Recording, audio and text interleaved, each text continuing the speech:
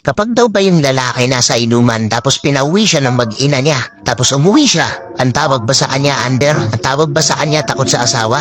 Ito kadalasan nagiging buyuan ng mga tropa kapag kagaling ka sa inuman, tapos pinauwi ka ng asawa mo, tapos pumayag kang umuwi. Sasabihin sa'yo ng mga kainuman mo, ano ba yan? Under ka ba?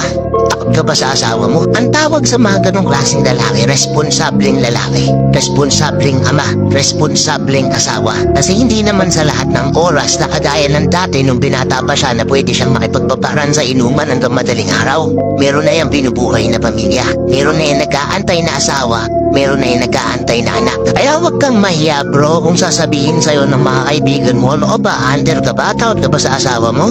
Tumahiya dun.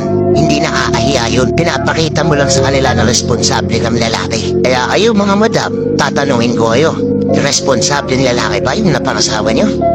Comment nyo nga dito. Let's go.